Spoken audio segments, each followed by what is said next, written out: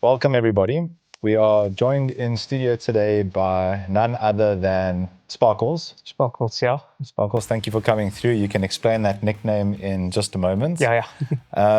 Sparkles, good to have you. Thank you for coming through. Yeah, thanks for having me. Appreciate It's it. a typical wet, rainy, winter-esque day in Cape Town today, which I believe kept you off your bike. Yeah.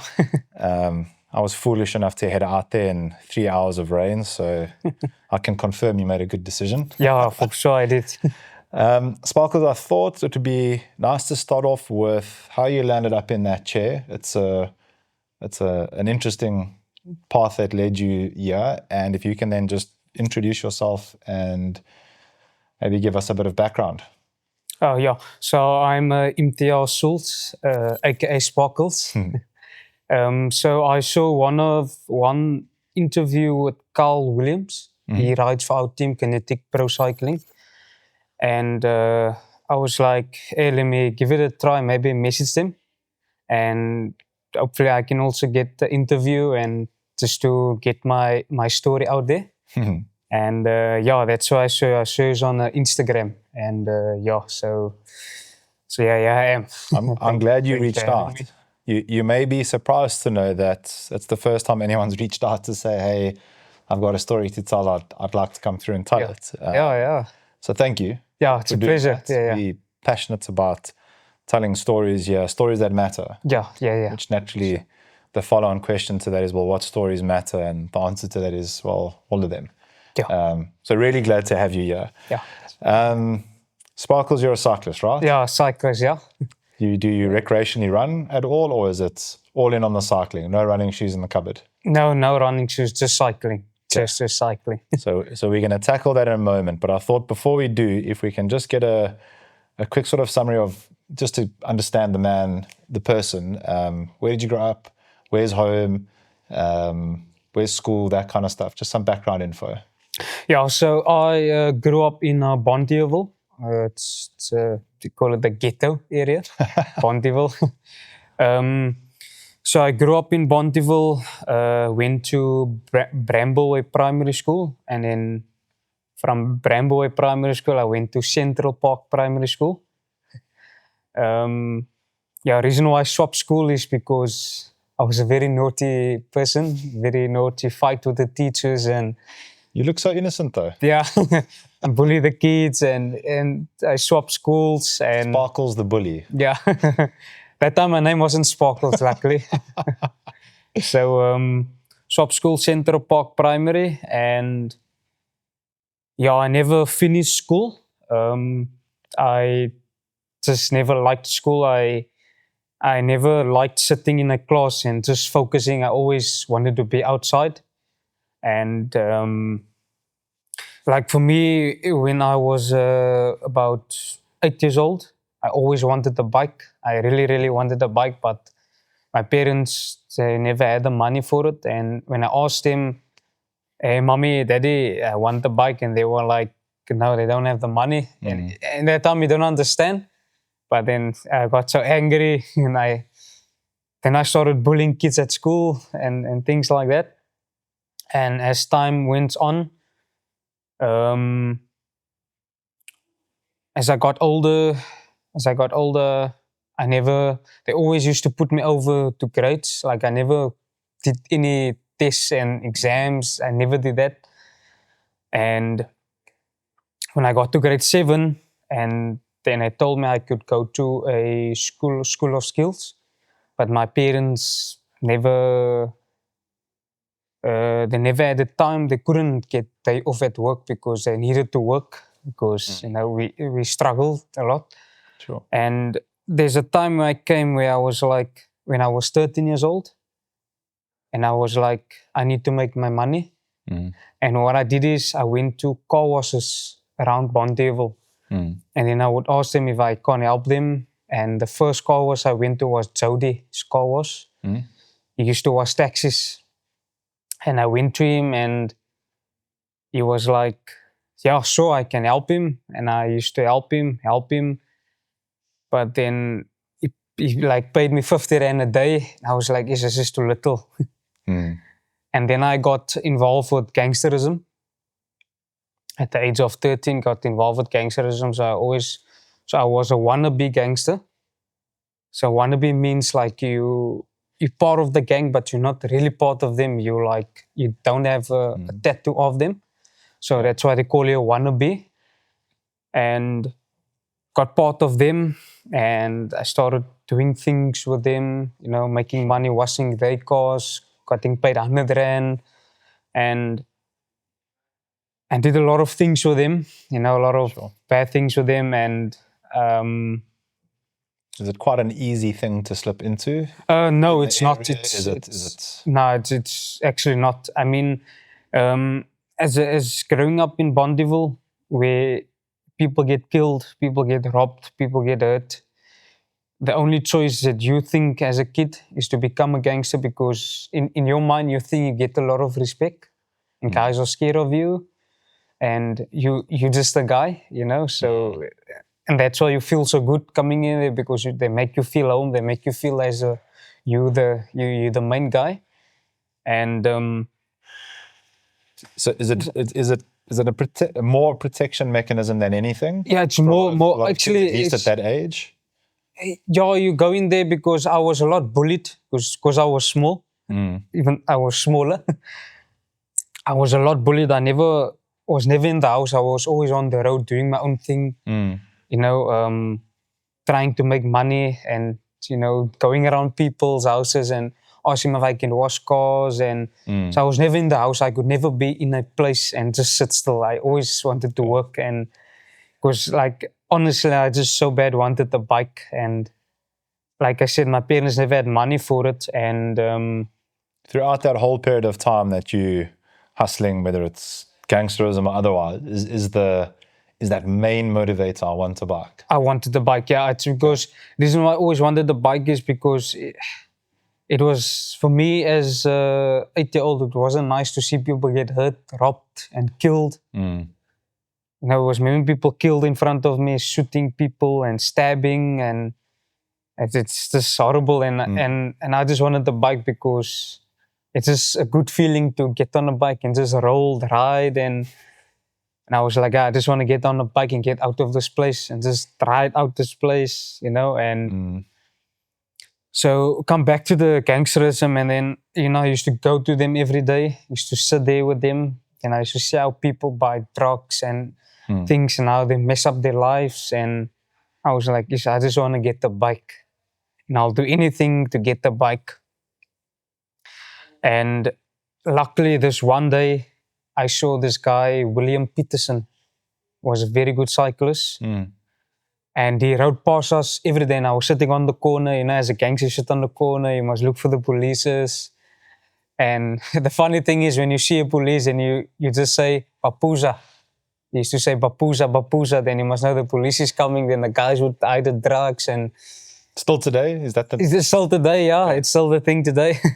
Then I would always say, hey, Papuza, Papuza. And then the guys would, run around, hide the drugs. And and every day I used to see this guy past 5, coming past. Then he would come so fast past. And I'm like, this guy looks so nice. It looks lekker. There's the thing that I want. Yeah. And he rode a specialized Vans. Black. That bike looks so beautiful for me, yeah. Very cool bike. And he rode past, and I was like, you know what? One day I'm just gonna get the gang's bike, and I'm gonna ride after this guy one day. And this day I just stood on that corner, waiting for him to come. Eventually came. I rode after him, but yes, so I had to chase him. I was so out of breath when I got him, and luckily he stopped. He looked around, and I was like, hey, and he stopped. And he thought I was going to rob him because I looked thin, and eyes were red and dirty.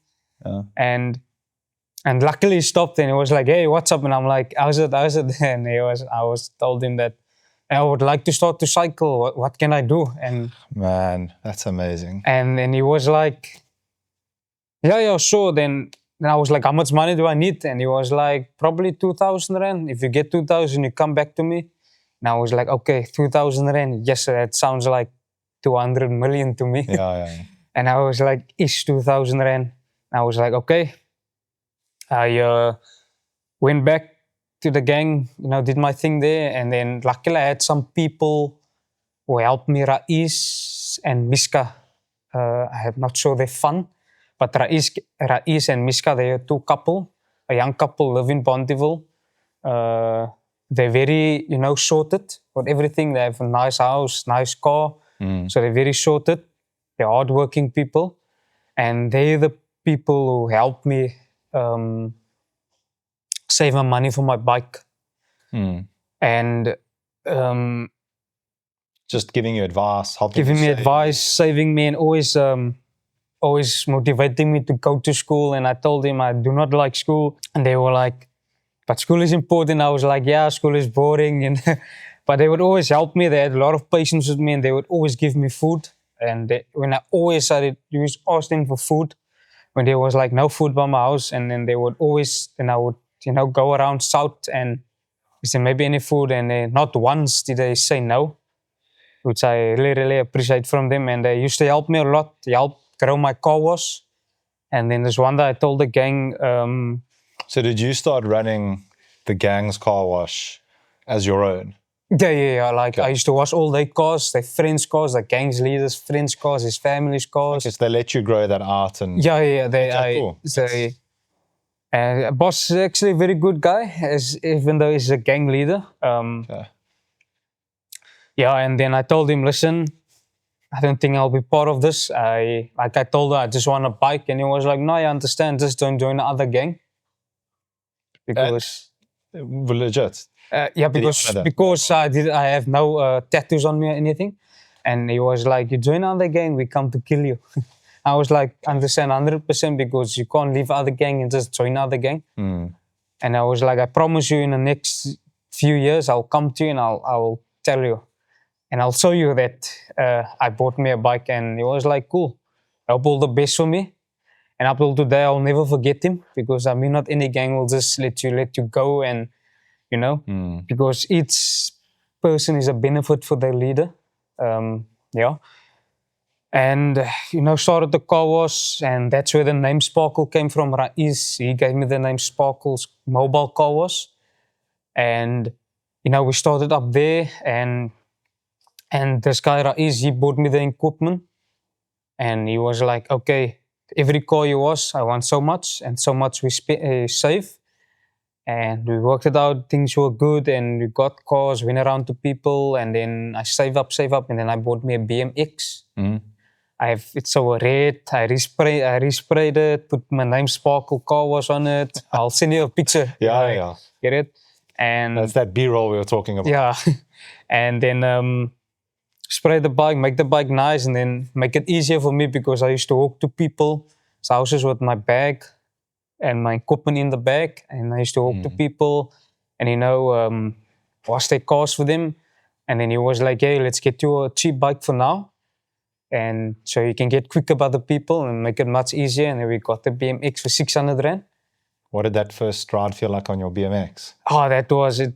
It was so amazing. My first ride, like out of Bonteheuwel, was to Militant with this guy Jody. He also rides bike for the fun, and the first ride was with like to Militant here without brakes, and I was like, yes. So and I had to take my shoe, put it behind my bike, and just to stop it every time. But he gave me a helmet, and that was the most beautiful thing ever. And from there, I was like, that motivated me more to save up and put more work in the car wash.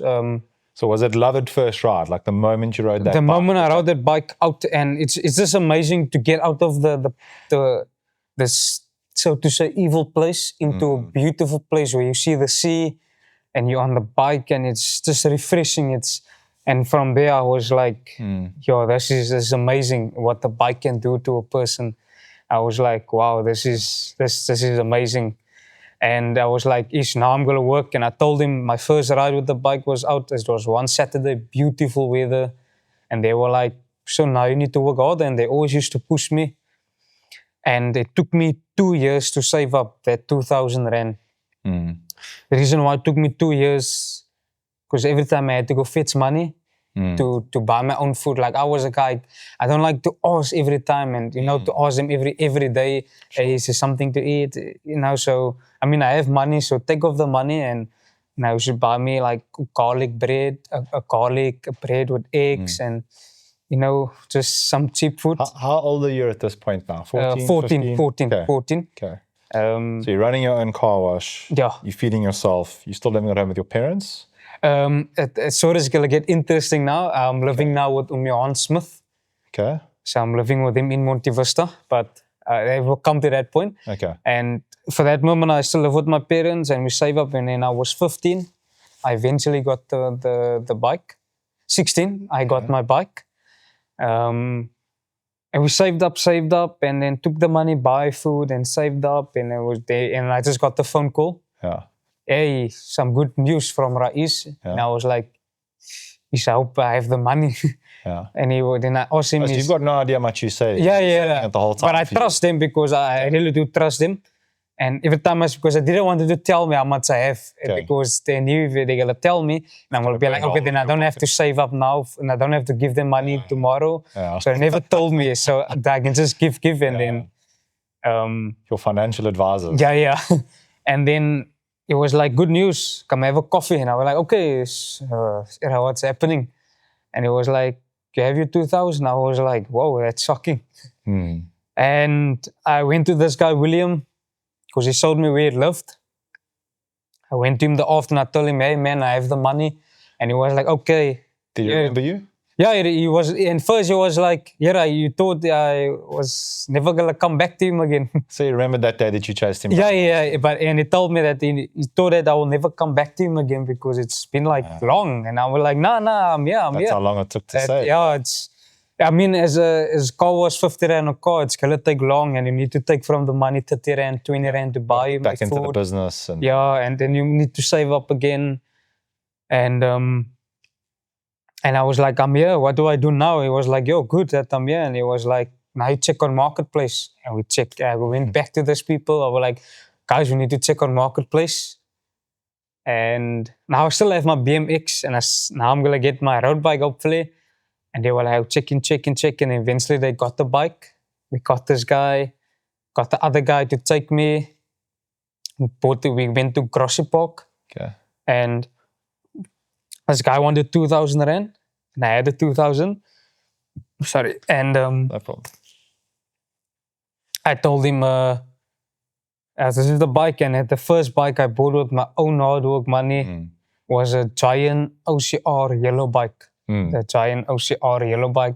Bike was so amazing, the frame. Did you give him the full asking price? Did you not lowball him? No, I told him, listen, man, I can give you like. At that young age of me, I've learned a lot about the gang. I've learned a lot about so many people. Like, try to save where you can. Yeah. And I was like, man, I have 1.8. And he was like, are you paying the bike? You look so young. And I was like, yeah, it's my money. And he was like, okay, 1.7. And I was like, I saved 300 rand. Nice. And I was like, okay, cool. And saved 300 rand. Gave the guy 100 rand petrol money. I have 200 rand in my pocket. And eventually I took the bike for a test drive and, hands on the drops. And I'm just starting sprinting because I love speed. For sure, I love speed. And first ride in the drops. First ride in the drops, sprinting. And I was like, this bike is nice. Gears was shifting. And then I went to the people and I thanked them so much. And they were like so happy. Went to this guy, William. And it was like, he will message me now. I'm like, yo, I don't have a phone. As I'm coming to your house the whole time, and they were like, okay, now we sell the BMX and we get myself the old phone. Okay. And I sold the BMX because now I have a bike that I wanted. Yeah. And then time went on, I bought me a phone like for 1,000 rand, a old phone. At the age of 16, I bought my first phone with my own money, my first bike with my own money. And bought my phone, got his number.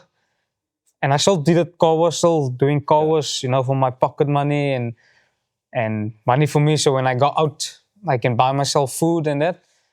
And I messaged him and he was like, hey, you want to ride? I was like, yeah, sure. Eventually I got the phone. William. Yeah, this is William Peterson. And then he was like, sure, let's go ride. And I was like, cool. Let me just wash my car's finish. And the afternoon we went for the afternoon ride, and he took me to Durbanville. Okay. He gave me a kit. I got myself some nice shoes, but it's, the first time riding with shoes, it's like Clipping in and out. Fold a lot of times by robots. And and I went with him to Durbanville, Tiki Loop. They call it Tiki Loop, Durbanville. Okay. And we come by this one robot, and I'm seeing him track standing. I was like, yeah, do you have training wheels on or something? Like, how do you do that? He's like, and he told me that he can have a cup of tea and stand like this. I'm like, yeah, and I was like, oh, that's really cool. And I was like, how do you track stand? He's like, no, you just practice at home. Just try to track stand. And luckily today I can track stand a little. Can you have a cup of tea and track stand? I can have 2 cup of teas now. Yeah, so... I have to see a picture of that now. Yeah, holding cool. a cup of tea with a... Yeah, that will be cool. And we went this nice ride, Durbanville. The sun was setting, beautiful weather again. Sun was busy setting. And I was like, yes, and I was suffering. The hills were going up, and I was fat and small. And it was like, do a quick sprint for me. And I was like, what's a sprint? Where you just go fast. I was like, in my drops again. Drops, no problem. And he was like, like he loved my way that I'm going in small, and he told me that you can become one of the best sprinters. You like Mark Cavendish. I was like, who's Mark Cavendish? And I was like, because I'm sprinting up this hill and I'm giving it my all, and I was like, not even a meter, like dead. And as I sprint up, and then it was like, I told him first, hey, my wheels are flat. And he was like, no, it's your legs. I'm like, no, it's my wheels. It's flat. I got off the bike. I feel it. It's like hot. And he told me it's all in your mind. Yeah. I'm like, yeah. And he told me, you like the way I sprinted. And I was like, yeah. And he was like, you can become the best sprinter. You can become like Mark Cavendish. And I told him, who's Mark Cavendish? Yeah. Like, you must go search him. And I'm like, okay, well, search him. But then I didn't know what YouTube is, and I was like, no, this is YouTube, this is Mark Cavendish, this is how to spell Mark Cavendish. Now Mark Cavendish is all on my brain, all on my videos, all on my phone. And search Mark Cavendish, watch these videos, and I was like, man, I want to become like this guy. Yeah. But I want to become like him. But nevertheless, we rode, the scene so beautiful. We stopped at the garage. Yeah. And we got a Coke and a bar one. Yeah. Also the best feeling ever. And that's where he introduced me to the track, because the garage, engine garage, just opposite the Belville Velodrome track. Went up to the track, and he rode around, and I was like, this is pure. I didn't know what to say. I was like, sure, what is this? You're like, there's a track. What is a track? There's a track where you ride around, but you're not going to fall there by the steep sticky, I told him. Yeah. And I was like, no, there's not a steep sticky, it's a banking. Like, but the banking. You don't know what's the stuff. Yeah. We're like, oh, that's so cool. And from there, I did a lot of rides with him around Durbanville. And then he told me, from now on, you ride just Durbanville, Tiki Loop around. And I did that every single day. Rain, no rain, with food, without food. Because when it's raining days, there's no money, there's no food. I didn't care. Water in the plastic bottle I took me in my bottle kg. I just wanted to ride, and afterwards I got so sick because of riding with no food, but I just wanted to get out of the place and away from the home problems, and things like that. And I rode every day, and I went to the track with him a lot, and he introduced me to the first people he introduced me to was Coach Duncan. He's not my coach today. Duncan McIntyre, something that's his name. Yeah. Duncan McIntyre, and then Mark Lester Peterson, and then Dirk van Zyl, and Henrik. First people I met by the track, and I was like, yeah, but these guys have big legs. And they were like, and I went to each of them, I was like, can you press it quick? Can I feel it? And they were like, yeah. And I like, yes, sir, what can I do? They have such legs. It was like, you just work hard, just train hard. And I saw the people doing, 500s sprinting around. I was like, yo, this is so cool, Belville Velodrome. Yeah. this is like so cool. It's just so good. Yeah. I want to get into this. And then the coach Duncan, such a nice guy. I love him a lot. That's why he's my coach today. And he was like, when nobody's here, you gotta ride around the track. I was like, no, coach. And he was like, you gotta ride around this track with your road bike, but I don't think you're allowed. He said, you're allowed for now to ride here with the bike. And I went there, and as I come by the banking, then I get off, and I'm like, because you're beavering, because you don't know if you're gonna fall, because it's like so steep. It's like, oh. And he was like, just keep on pedaling, do not stop, and just go fast around it. And then eventually I was on William's wheel. I said, and eventually I went around, but first you feel like beavering, and then afterwards you get used to it, and I was like, this is so cool. And then I started doing sprintings around it, got used to it. Then I went every day Tiki Loop, and then every Tuesdays and Thursdays, then I would go for an afternoon ride so I can be by the track about 4 o'clock. Okay. So because that's the time the guys come, and then I would join the guys and then go around the track, do my own thing, just enjoy it. And there's times where I rode with William. The longest ride was Elswigte, went up there, got better. And I can say William Peterson, he started changing my life completely because we just didn't do cycling. We did a lot of things. I used to go with him every day, everywhere. We used to take his dogs for a walk. We used to go to Canelo, watch games. Yeah. Like he was like a big brother to me, and I thank him a lot for that, because he changed my life completely, and he learned me a lot and teaches me, and he taught me a lot of words, because he told me the bike, and I told him, what is the, how do you spell the? And he was like, the is like how can I now say, like you can't just say bike, you must say the bike. Or he was like my teacher, my coach, like a big brother, like a father. He was. Can you see the irony in how you didn't enjoy school, obviously because of the environment? Yeah. I'm sure you now, when you reflect on it. But you had, everything I'm listening to you saying, it's a mind-boggling story. Yeah.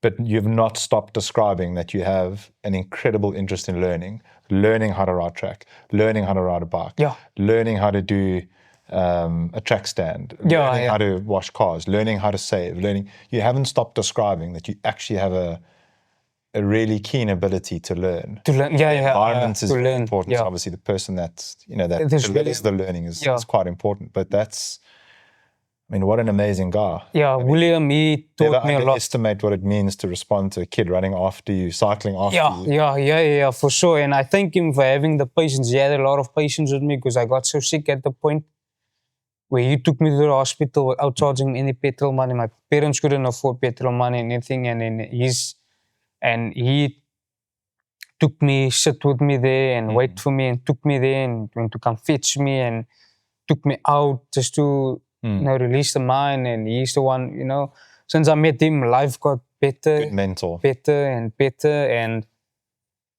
And he introduced me to Belville Cycling Club. And after I ride, he introduced me to Belville Cycling Club. Belville Cycling Club just took another step higher of changing my life.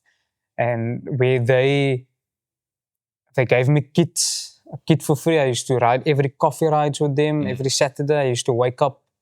To be honest, I used to wake up at 4:30 to meet them at Hout Robots in Kelsrivier at like 7, 7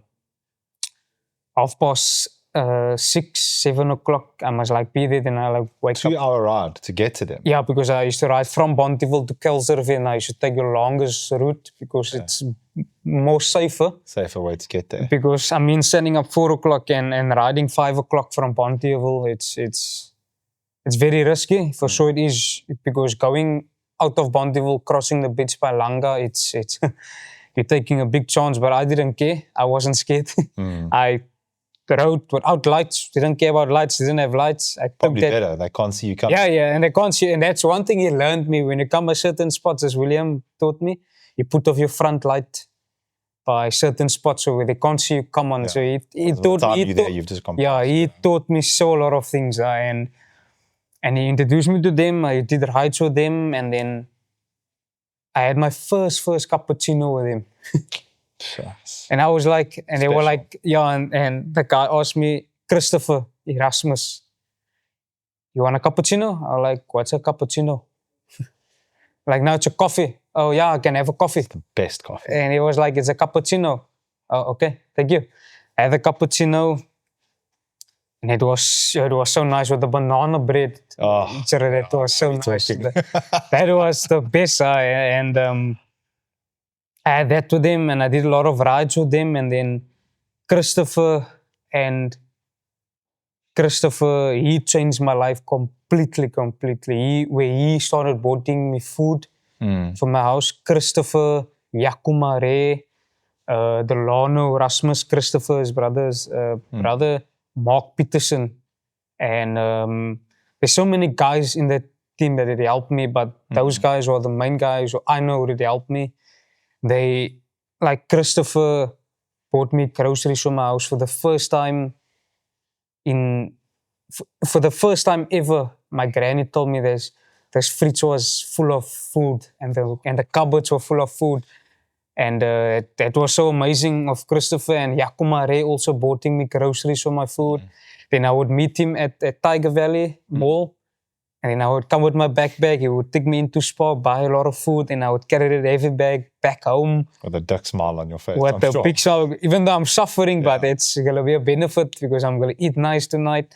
And that's why I say Belville changed my life completely upside down, you know. And when I won my first race, and then Belville got me a bike. And look, and I spoke now a bit wrong, but with the giant bike, I used to train every day.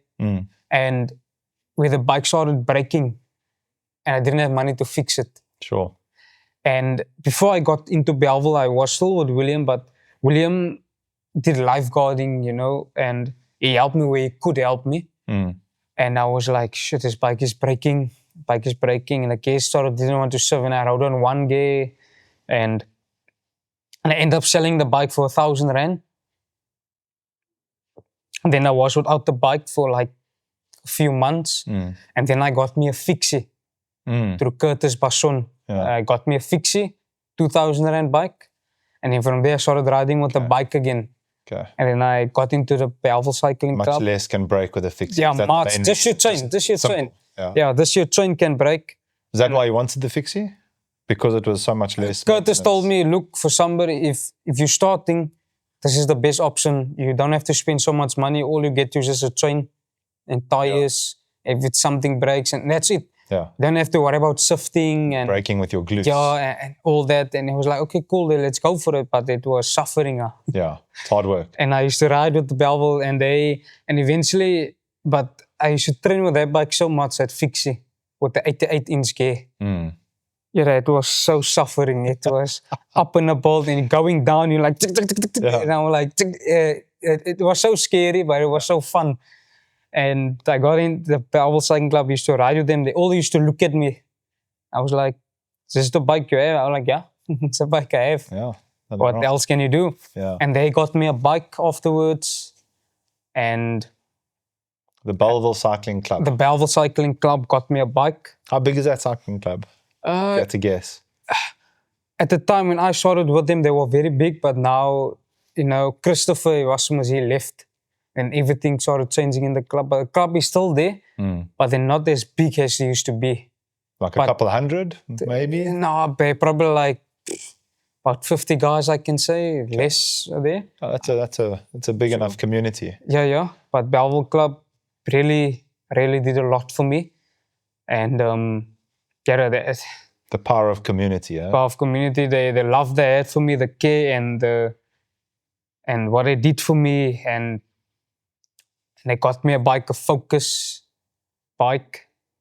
And from there I started riding again, 105 group sets, no cables out there. And I was like, now I feel like a pro. Yeah. And it was so amazing of them. And started riding with the bike, and then they entered me for races. And then my first race I did was the Kabaskrel under 17, and I won that race by a sprint.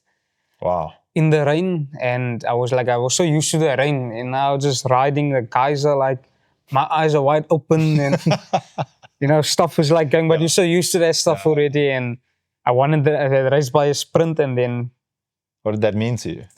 My first race. That must have been emotional. That must have been. That was the biggest. It was like a world tour pro win for me. It was so amazing. That's my first ever race I won. Sparkles Cavendish. Sparkles, yeah. Like William, he called me the Cape Marcel. Okay.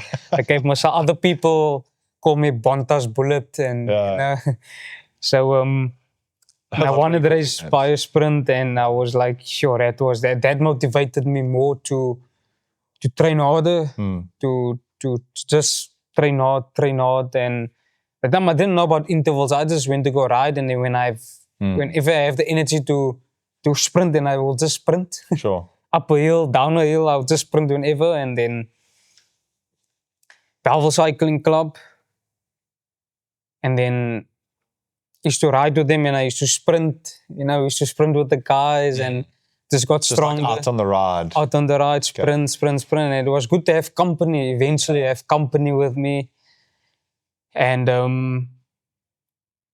then from Belville Cycling Club, I used to ride with them. They used to pay my races, and they changed my life, like I said, completely. It's just, I can repeat that 1,000 times because it's just amazing what the guys did for me there. And the patience and the love, the care that they had for me, I'll never forget them. And as time went on, training, I eventually, this Johan Smith came into my life.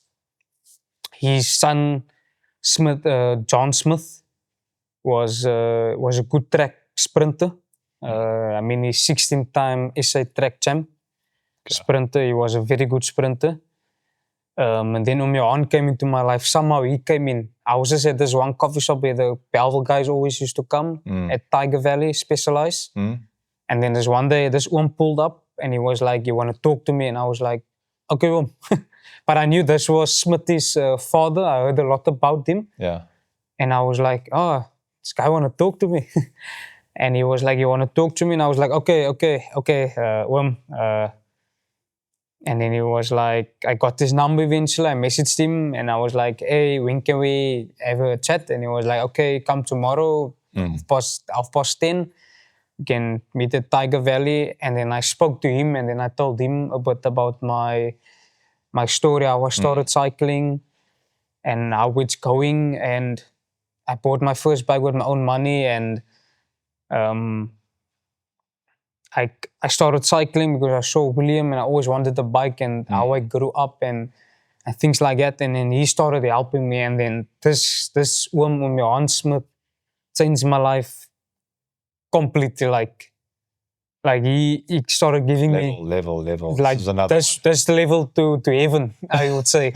Like he started giving me money, and I was like, the first amount of money he gave me was 500 rand. And I was like, mas Anna wash a lot of cars for me or something? Because I told him that I took car wash and that. Like, no, this is for you. And I was like, sure. Like, wow, thank you. Yeah. And then from there, I started buying food. And he just made Johan just made my life so easy. Like, so easy. And I started training better. I started buying me a cappuccino with my banana bread, with the money Johan gave me. Did rides and felt much better and trained longer and didn't feel so tired, because training without food, you feel tired, dizzy, hungry.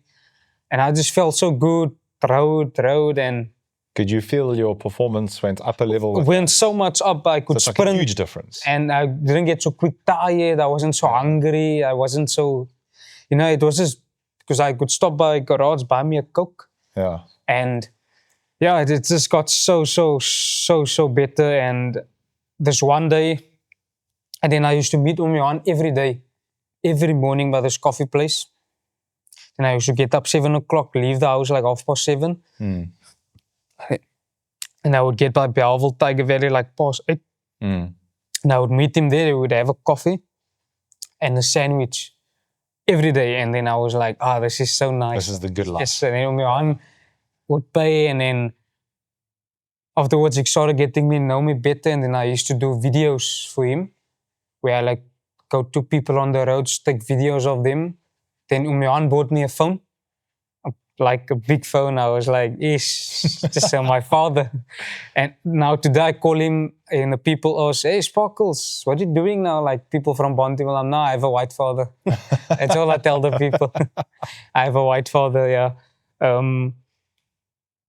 And then I used to make videos of people on the road, and like how's it to be on the road, how's it to sleep without food, because I know how it is to sleep without food, to wake up hungry, and you do not know when your next meal is coming. And I used to ask them questions and used to make videos of it and then send it to him, and he would pay me 500 rand every week.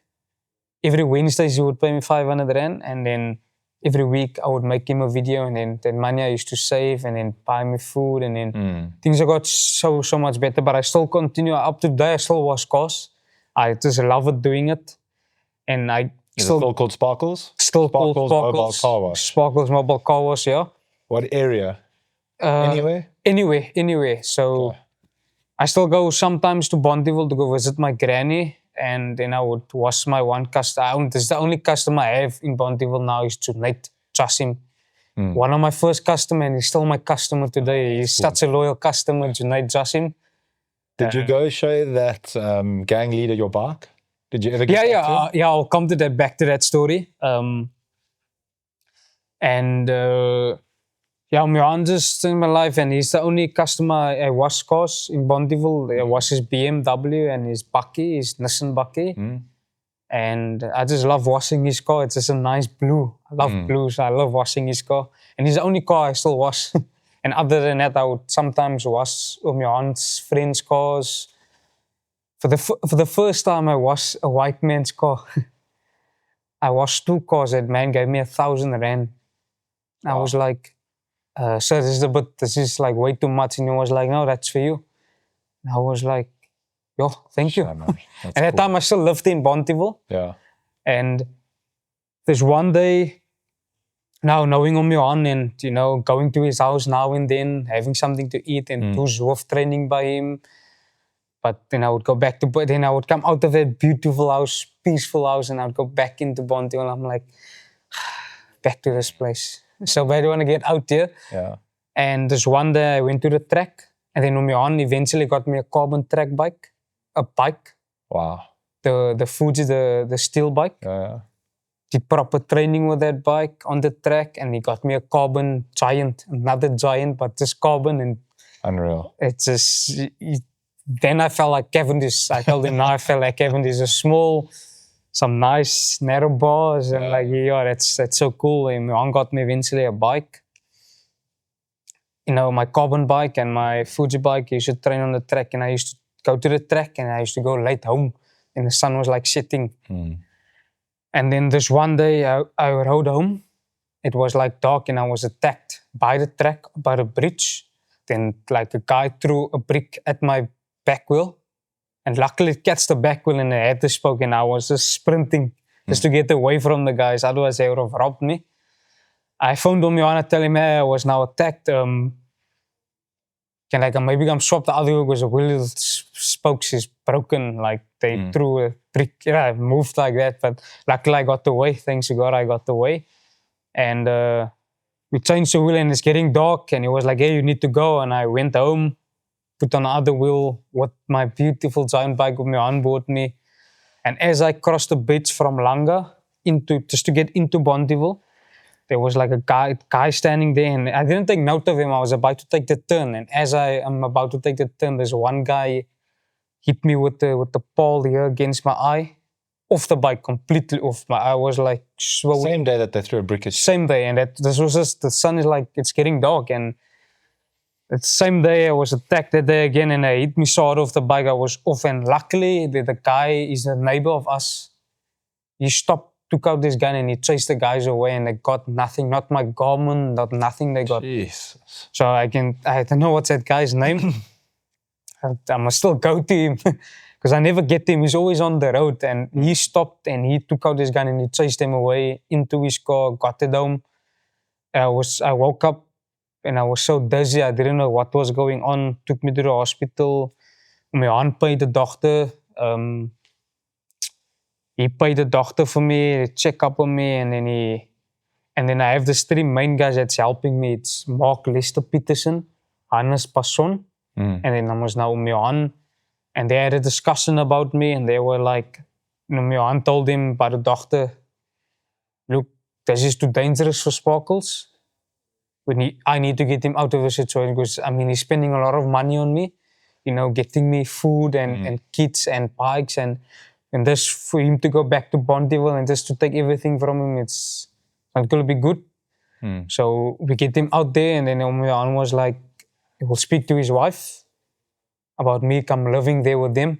And when I heard that, and I was like, yes, that bro, just smile back. The pain was immediately gone. I was like, hey, that's good. And then it was like, okay, this Wednesday, Mark Peterson come fetch me. My bags with my clothes, everything. My bike is already by him. Everything in the car. Poop, left by Johan. But we went to go play golf with him the first day. For the first time, I was in his car. He loves playing golf. It was like, this is so nice with the blue eye, thick eye, but luckily I wear glasses. and I'm living now a year by Johan. And all these things happened last year, the beginning of last year. There's bad things and last year as in 2024. 2024, yeah. And it just shows how a person's life can change by not giving up. In a year, my life changed completely. And I thank God for sending me these people, especially Johan. And now that I'm living by him, my life is just so much better. I'm doing online schooling. I'm learning a lot. I was going to ask if you went back to the school. Yeah. Now he wants me to. Johan's going to make sure you get. Yeah, for sure. I do online schooling. I'm learning how to cook. I make food with Mrs. Anel. I call his wife, Johan's wife, Mevrou Tannis. I call her Mevrou Tannis. And I make food. He learned me how to braai. I can braai now. That's can essential. Make food. And I do a lot of things. I learn a lot of things, and it's just so peaceful to live there. It's just amazing doing my schoolwork. I can be able to read. I can make a little sums up. I learn so a lot of things, and things I have also achieved in the sport of cycling. Going to ask some questions just about the school and just that living arrangement. Yeah. The first thing that popped into my mind is, what's the relationship like with your parents? Are they still? Yeah, they're still at home. Okay. The reason why I was never in home because I never got the attention from the parents. And I never got it. I just always wanted the attention. I never got it from them, and that's why I was always on the road doing my own things. But I have a good relationship with my father. Okay. And my mother also have a good relationship with him. I still, my father would message me every day and ask how am I doing. Communicate, they know where you are. My father, and are they happy for you that you've made that move? Look, we had a lot of fights before, me and my mother, especially my mother. My mother don't actually have a good relationship. Me and my father does, but my father for sure, he's happy. He would always message me and tell me how proud he is of me and things like that, but never my mother. She never once messaged me and told me about how proud she is that I'm living there. My father would. And to be honest, but personal, but to be honest, whenever my mother would message me, it's just for money. And sometimes, as I'm 18 now, and sometimes it hurts me to think that she always messages me just for money. But my father would never do that. He would always message to ask, how am I doing? Sure. And yeah, but I have a good relationship with them. It's okay relationship. You're very young, and there's still lots to learn. Yeah, still the lots to dynamic learn. and I moms do a and lot of dads and things. where things come from and why they happen. You've got a long time to still figure all of that out. Yeah, for sure. But I'm not focused on that. All I'm focusing is on getting my brand Sparkles out there. And like Johan said, I have a very good name already, Sparkles as a nickname. And to get it out there, and I'm learning so a lot about Johan, learning a lot of things. And when he goes see customers, like he owns insurance company, Focus Wealth Insurance. So when he goes see some customers, sometimes I go with him and I take note of what they're talking, to learn things. Sure. And I learned so a lot of things about him, learn how to speak properly, learn how to say things and yeah, I just learned a lot of things from Johan. And for sure one day I wanna make him proud and repay him back. And Johan is now 66. And one day when he gets older and older, I would love to look after him like he looked after me. So that's a good goal. I love old people. I don't have a lot of patience with a lot of things, but I have a lot of patience with old people. I just have so much patience with them, because when I lived in Bonteheuwel, I always used to go to Mama Oliver. It's an old lady, and Auntie Siba. The old ladies I used to go to when I was like little. The ones that had your back. Yeah, they was the ones who always used to cover up for me when I did the wrong things, and then people used to go complain by them, and then they used to cover up for me. Okay. And that's why I have so a lot of patience with old people. I just love old people.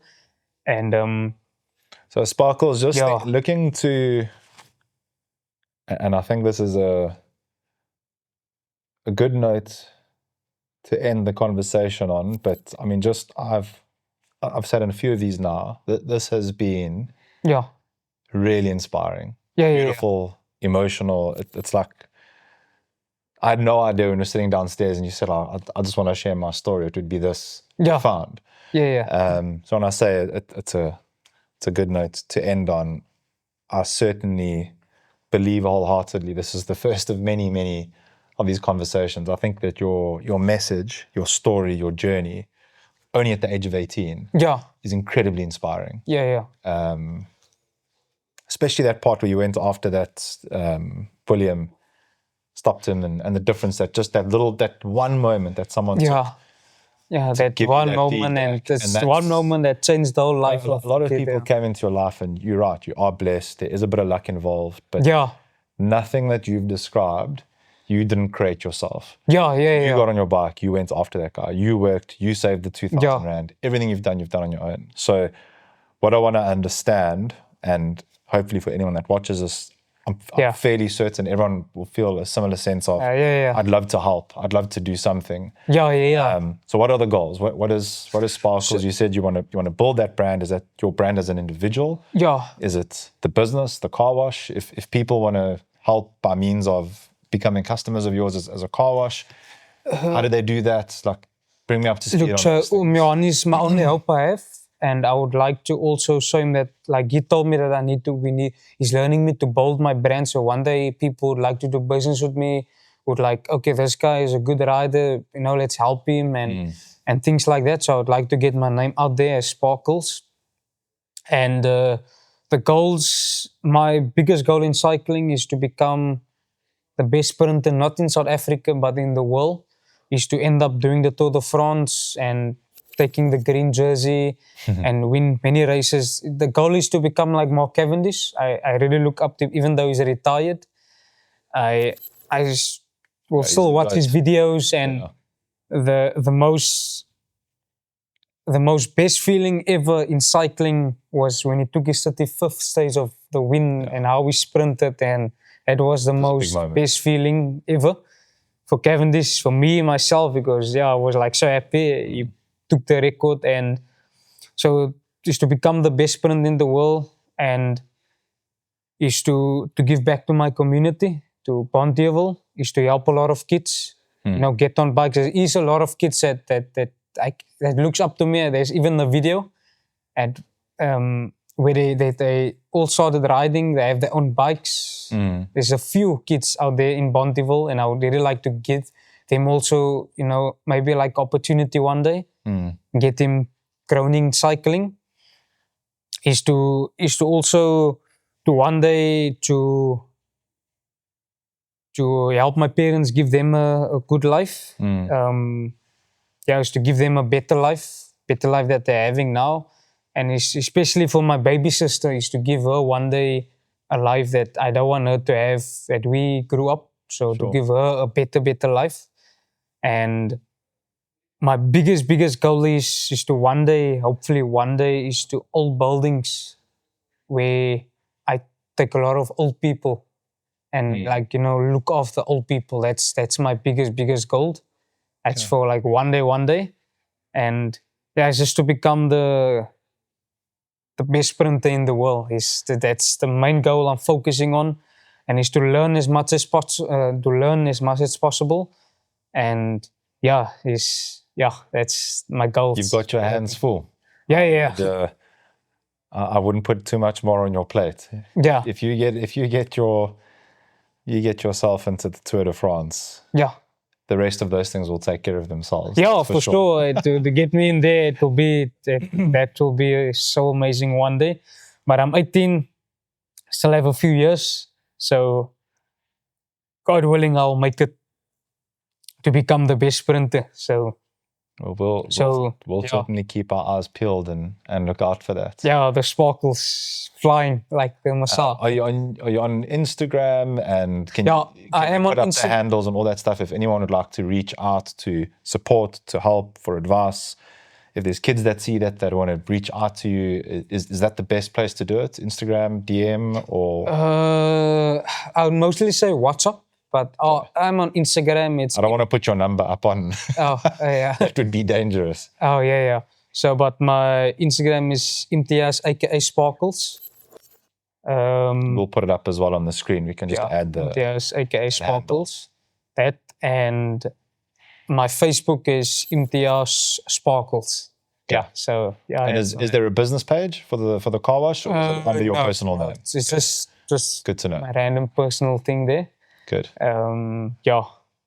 That's just so.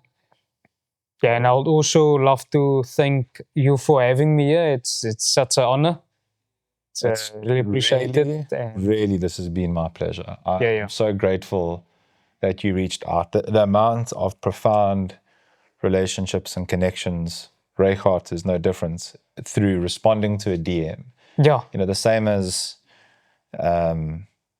you went after William and he took the time to respond. Most people look at that inbox and it's just like, oh, fuck, it's another DM, like whatever. And you never know what can come from those things. Like, behind that DM's, and sometimes it's a robot, but more often than not, it's a human. Yeah. Taking the time, you saw the neon sign downstairs that we have up in the office. Yeah. I won't repeat it now. It's a bit vulgar, but just give a shit. Just care. And you seem to have done that in abundance. And I really appreciate you sharing that story with us. Really. Yeah, it's a pleasure. I look forward to finishing this video, hopefully having your community, as many of them as we can, if this isn't too far, for them to view it here and to cater for them and to make it special for them. Or if not, please make sure you do something that side of town, get your friends and family around, and we'll do our best to make sure this is as special as possible. So thank you for coming through. It's a pleasure. Congratulations on all you've achieved and for not giving in. Yeah. And I look forward to following the story. Yeah, cool. Thank you very much. But definitely want to come and do that ticker loop. It's in the Belville site. So I'm going to put that on my to-do list, and hopefully in the next few weeks I can come out and cool. It's a beautiful place to ride. See that sprint firsthand. Yeah. Yeah, for sure. So this basically the story is never to give up, and patience is key. I mean, like Conor McGregor said once, if you can see it here and have the courage enough to speak it, it will happen. And it's something good. It's a good word. And I always tell myself when I'm suffering on the climb, which I really hate, is a climb, is stick through the pain on the climb, enjoy the descent, and celebrate at the end. It's like, suffer on that climb, relax on the descent, enjoy it, and give it your all at the end. It's by winning and celebrating. So that's what I can say for most sprinters. Is just stick through that pain, enjoy the descent, and celebrate at the end. I like that. Yeah, and also give a big can I say a big congrats to Tyler Lange for what he did in the Tour de Cup. The first stage, I think on the second stage, and on the last stage, he rode so well. Well done to Team ASAP. And on the August, epic. He had the goodwill and he had he just had more speed at the end. And big congrats to him. Hope for many more for him to come and I hope he make it into a pro team. Hopefully someday, one day. But yeah, it was impressive of Tyler Lange. I was there and I was like the goods. Yeah, he was so good. Big congrats to him. I hope all the best for him. I know he's a sprinter. Yeah.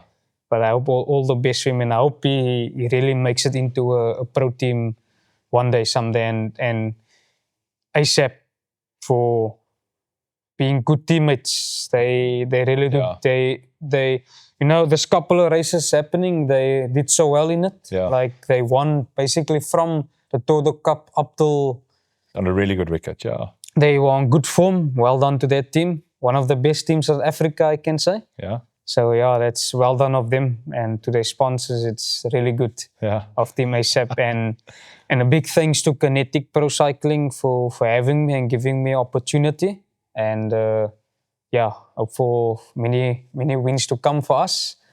I'm sure. And big thanks to Johan Smith, Mark Lester Peterson, Hannes Passon, Christopher Rasmus, and Delano Rasmus. Big thanks to those guys, and big thanks to you, David. It's a pleasure. Thank you so much. Thank you. Sparkles, thanks so much for coming through. It's a big pleasure. I hope the story gets out there. It's never give up, and patience is key. Just keep working. Good note to end on. Yeah, cool. Sparkles, thank you. Thank you very much. It was a pleasure having me.